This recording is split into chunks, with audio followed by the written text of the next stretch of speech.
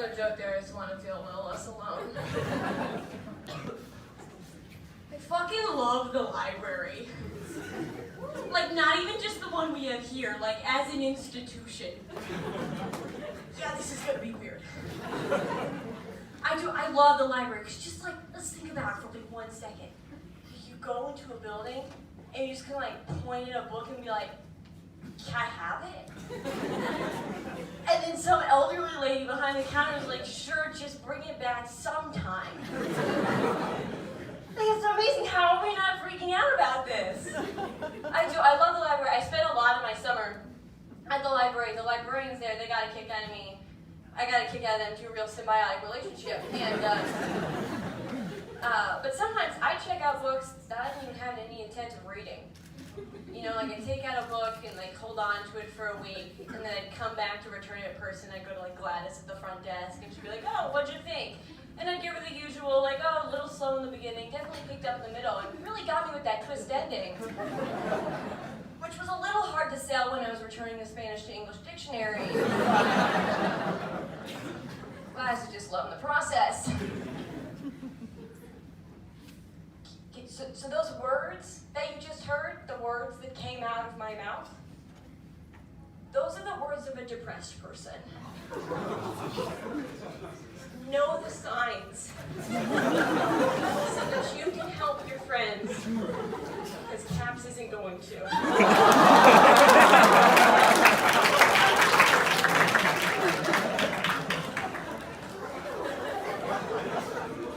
I had a pretty good summer. Yep, I might be a little too far away to be talking about the summer now, but I already wrote the set, so locked in.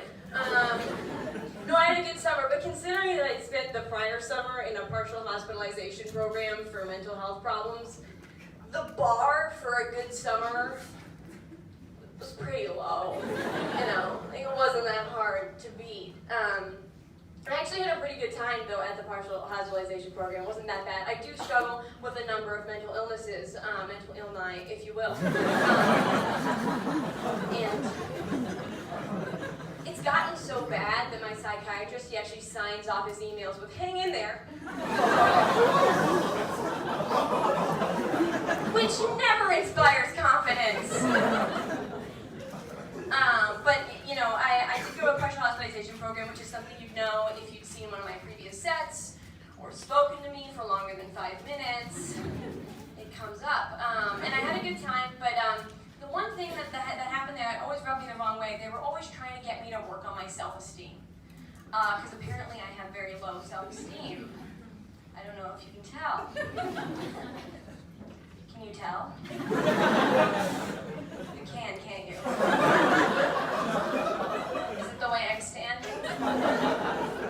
Is it my apparent need for constant validation? Tell me I'm pretty.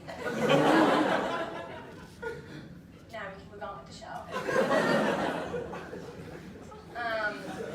My major problem with this self-esteem building things is they were always trying to talk about like self-love and everything like that, and I just don't buy into that. I had my own kind of strategy of how I want to build my self-esteem, and it's called absolute self-hatred.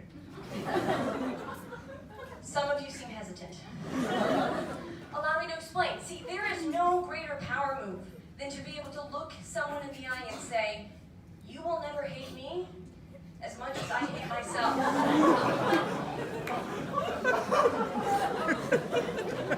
Are we worried about Clara? Are we worried about her?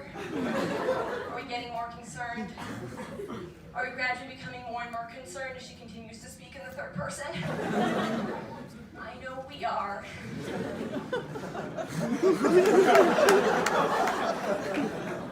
But I'm really tired of this like whole self-love rhetoric. I don't buy into it at all. Like I know the Martin Luther King quote, like hate cannot drive out hate, only love can do that. And I'm sure that works for smaller things like racism, but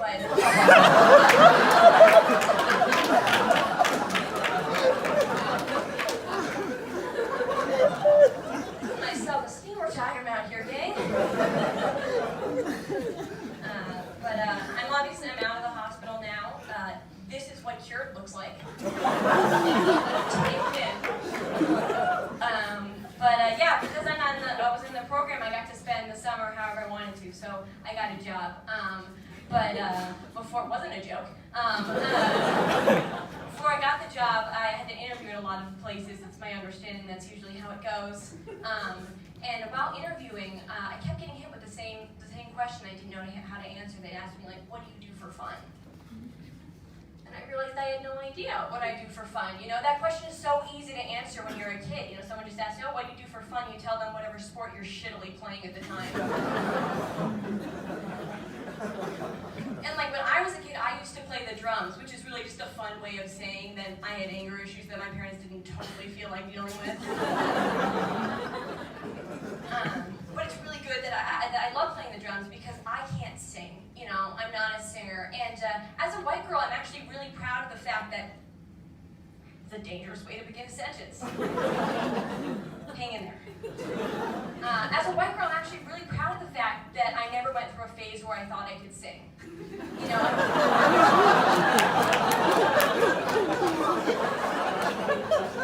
I feel like that's rare, you know?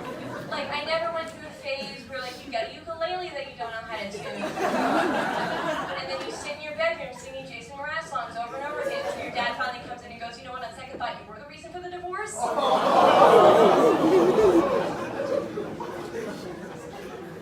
But I don't sing, so I had to come up with something else to tell the interviewer. So I was racking my brain, and I realized there are some games that I've come up with over the years that help me to amuse myself. And one of my favorite games, it's called Unfulfilled 50s Housewife. It mostly just consists of me taking my Xanax an hour early and then washing the dishes real slow.